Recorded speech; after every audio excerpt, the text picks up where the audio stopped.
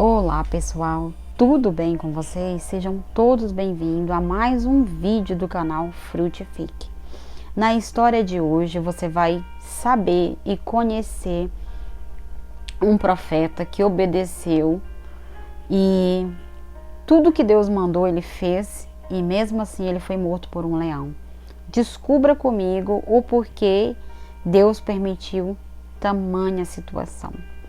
Tá bom? Fique comigo até o final para você saber. Nem tudo que parece que você está fazendo o correto é o que Deus quer. Tá bom? Então, há situações que você precisa analisar.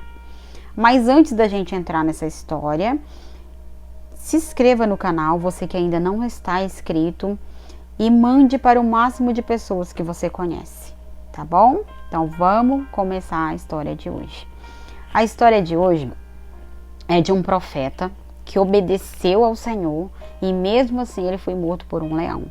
Só que eu vou começar resumindo, é uma história muito grande. Eu vou resumir e vocês podem estar acompanhando aí na Bíblia de vocês quando terminar o vídeo, tá bom? Então toda a história começa em 1 Reis 13, tá bom? Toda a história começa em 1 Reis 13, aonde o rei Salomão morreu e o filho dele assumiu o trono, né? Roboão assumiu o trono. E como castigo de Deus a Salomão, que tinha começado a adorar outros deuses, Deus tirou uma boa parte do reino dele, dando a um servo de Salomão. Ele foi um servo de Salomão, fiel, mas depois ele se rebelou no final. Mas ele fez um bom trabalho com Salomão, Deus deu para ele, chamado Jeroboão. Então, para você entender, Salomão morreu, o filho dele assumiu, só que ele não ficou com todo o reino. Foi dividido em duas partes. Do lado norte, Israel, ficou Jeroboão, esse que era servo de Salomão. Do lado sul, Judá, ficou o filho de Salomão, que o nome dele é Roboão. Te confundi inteira, né? Mas aí você volta o vídeo para você entender, né? Então, Judá, Roboão, filho de Salomão, aonde tem o templo de Jerusalém. O servo, o que então foi servo, ficou no norte, Israel. Jeroboão, para não deixar o povo ir lá em Jerusalém, aonde tem o templo é em Jerusalém. Então o que ele faz? Ele levanta altares, vários altares em Betel, Dan, para as pessoas sacrificarem ali mesmo e começar a adorar outros deuses pagãos, que não são o nosso Deus, o todo Deus, todo poderoso, não é mesmo? Vocês entenderam até aí? Então o que acontece? Deus envia um profeta para ir profetizar para Jeroboão, o rei que levantou os altares pagãos. Até aí vocês entenderam? Então tá bom. Então, Deus mandou esse profeta, o profeta obedeceu, só que antes do profeta chegar, Deus fala para ele assim, ó, não é para você comer nada lá e nem voltar pelo mesmo lugar. Entenderam até aí? Eu vou pegar minha Bíblia pra gente poder acompanhar juntinhos.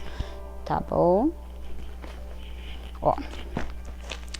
Então você pega a sua Bíblia no livro de 1 Reis 13. O que eu vou falar, porque eu falei para vocês que eu vou resumir, certo?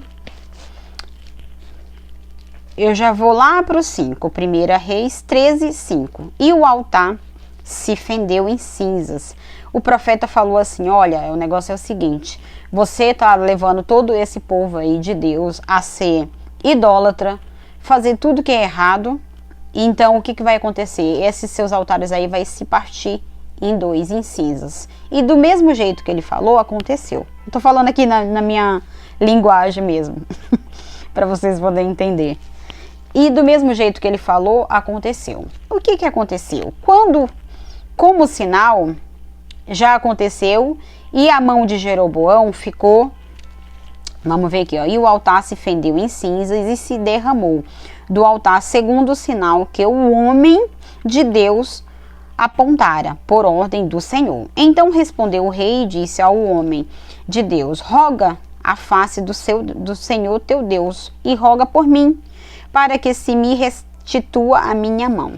Então, quando esse altar se fendeu em dois, a mão de Jeroboão ela ficou toda danificada, não sei dizer assim ao certo, mas aí ele fala assim: olha, pede para o teu Deus para restaurar a minha mão, por favor. Aí o profeta, olha, ele estava preso, pessoal. Jeroboão já mandou prender ele imediatamente. Prende esse homem, né? Porque tudo que ele falou aconteceu. Então ele pegou e disse assim: olha, por favor, ora pela minha mão, roga ao teu Deus aí. Então ele, ainda preso, sendo maltratado, ele ainda teve misericórdia de Jeroboão. E ele orou e Deus atendeu. Olha a misericórdia do povo de Deus, né? É assim que devemos ser. Cheio de misericórdias. Até com aqueles que nos querem nos fazer mal, né? Então, o que aconteceu? Depois que a mão dele foi restituída, ele falou assim: olha, vamos lá no palácio, vamos comer, vamos participar do banquete comigo.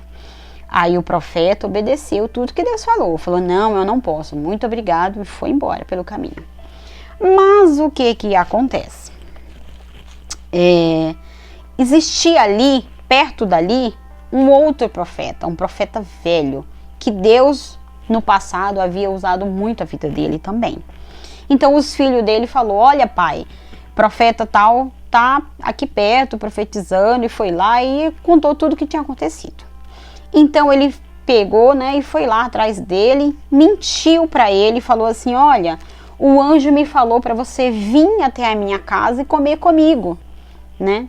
Então, quando ele falou em anjo e como ele era profeta, ele acreditou, pessoal.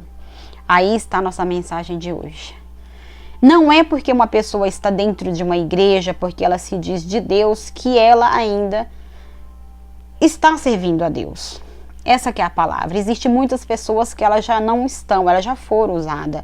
E quando a pessoa ela já foi usada, aquele poder que Deus nos deu, né, no Novo Testamento fala que não pode ser revogado, né? Todo aquele poder que Deus nos deu, a pessoa curou, libertou, fez tudo no nome de Jesus, aquele poder ele não é retirado da pessoa, né? Ali fica os dons.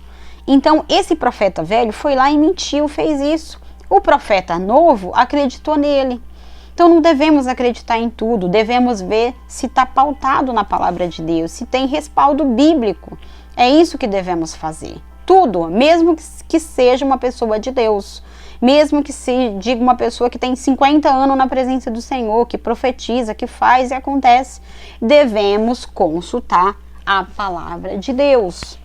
Devemos ver a vontade de Deus. Então ele acreditou. Aí o que acontece? Depois que ele comeu com esse profeta velho, aí Deus falou pela boca de quem? Do profeta velho. Deus ainda usou o profeta velho mais uma vez. E falou: olha, eu não falei para você não voltar pelo mesmo lugar? Para você não comer com ninguém? Então o teu corpo, você não vai ser sepultado junto com seus familiares, que era costume da época de ser sepultado tudo junto com os familiares, né? Teu corpo vai ser sepultado não lá na casa onde deles lá, na cidade dele lá, enfim.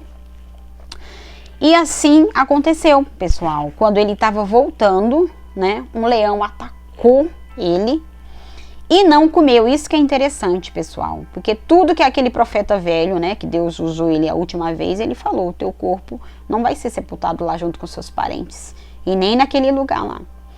Então o leão o matou, não comeu o corpo dele e nem do jumento que ele estava nele. Ficou ali, deitadinho, perto do corpo. Aí o profeta velho soube, foi lá no meio do caminho, trouxe o corpo dele, sepultou ali junto das coisas deles mesmo, né? Aonde é o costume dele, o jazigo da família dele, suponho eu. E então, mais uma vez, aquilo que Deus tinha falado através da boca do profeta velho se cumpriu. Então, o que eu quero dizer para você, pessoal? Que as coisas de Deus, elas são santas e sagradas. Lá no livro de 2 Samuel 6:13, também temos um exemplo que a gente pode usar também. Usar. O nome do rapaz é Uzá. Então, o que acontece? A Arca da Aliança estava 3 meses na casa de Obed-edom. Então, Davi trouxe a arca de volta, né? Todo mundo trazendo a arca, felizes, saltitantes, tocando tambores e os instrumentos da época lá. Então, esse servo, Uzá, o que acontece? Ele estava transportando a Arca da Aliança em carros de bois. Aí o boi tropeçou, sabe? Deu uma tropicada. Quando a arca ia caindo, Uzá segurou assim, ó. Ele foi assim para segurar, para a arca não cair, para defender a arca. Olha que boa intenção, olha que maravilha, né? Só que Deus mata ele imediatamente. Ele morre ali mesmo. Só que você olhando assim, parece assim, nossa, mas que Deus, né? Meu Deus, o cara estava defendendo a arca, né? Protegendo, mas para começar o transporte, pessoal, não poderia ser transportado em carros de bois. Tinha que ser da linhagem dos levitas, tinha que ser um povo preparado, tinha que ser levita e nos ombros, eles tinham que carregar a arca nos ombros, não era de qualquer forma. Então, você lendo assim, correndo, parece, nossa, mas que Deus, né? Pelo amor de Deus. Só que o que eu quero dizer para você? Tudo que é de Deus é santo, é sagrado, devemos tomar cuidado, estar em santidade, se preparar para isso. Nesse caso aqui do transporte da arca, eles tinham que se preparar dias para fazer isso, né? Então, Uzá ali, cheio de boa intenção, morreu, perdeu a vida. E aí, essa mensagem de hoje, boa intenção. As boas intenções, nossa, pessoal, mas mesmo assim a gente tem que consultar a Deus. Deus, é para eu ajudar essa pessoa, Senhor? Às vezes essa pessoa, ela tá colhendo coisa que Deus quer que ela colha.